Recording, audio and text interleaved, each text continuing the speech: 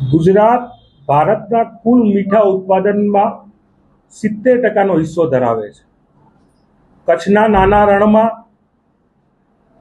3500થી વધારે અગરો, જેમાં 8 થી 10,000 પરિવાર, એટલે કે સીધા 50,000 લોકો જે અગરના વ્યવસાય જોડે સીધી રીતે સંકળાયેલા છે, અગરમાં કામ કરે છે, તેમની અત્યારે ડીઝલની અછતના લીધે માઠી પરિસ્થિતિ આવીને ઊભી છે.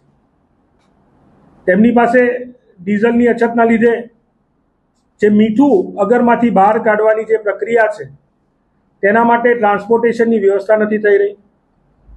આશરે 60 લાખ ટન જેટલા ઉત્પાદન ઉપર અસર થઈ રહી છે.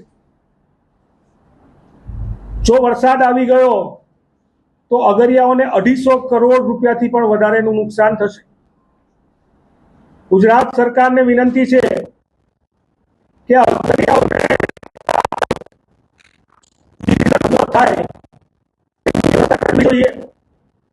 સાથે સાથે જે પરિસ્થિતિ છે, આજે ટ્રાન્સપોર્ટરો અગર મૂકે છે, તમે ડીઝલ લઈને આપો તો અમે આ મીઠું એ અગરવાળો ડીઝલ લેવા ક્યાં જાય?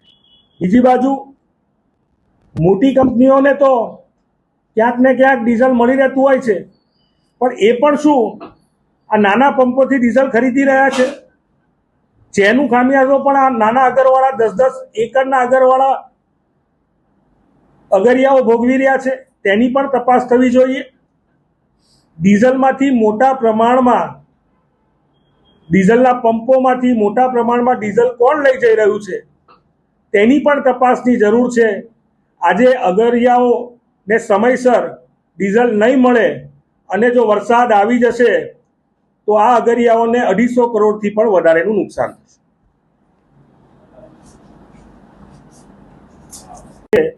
એ ધાંગધ્રા, કારાગોડા, હળવદ, સાતલપુર, આડેસર, રાધનપુર, માળિયા આ વિસ્તારના જેને કહી શકાય નાના રણના વિસ્તારના જે 10-10 એકરના અગરવાળા જે નાના અગરિયાઓ છે તેમની વાત છે. જે 5,000, 10,000, 25,000, 30,000 એકરોમાં જેમના મોટા અગર છે એમની વાત નથી. આ નાના અગરો છે કે જેમનું ગુજરાન આની ઉપર ચાલે છે.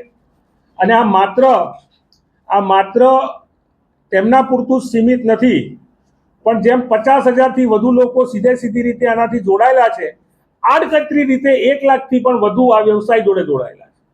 એટલે માત્ર મીઠાનું પ્રોડક્શન કરવાવાળા અગરિયા જ નહીં, પણ એ મીઠા જોડે ટ્રાન્સપોર્ટેશન હોય, ટ્રેક્ટરવાળા હોય, એ પછી કંપનીમાં જાય, ફ્રી ફ્લો વાળા હોય, અલગ તમે જોવા જાઓ તો અલગ સેક્ટરના 1 લાખથી પણ વધુ લોકો આ વ્યવસાય જોડે જોડાયેલા છે.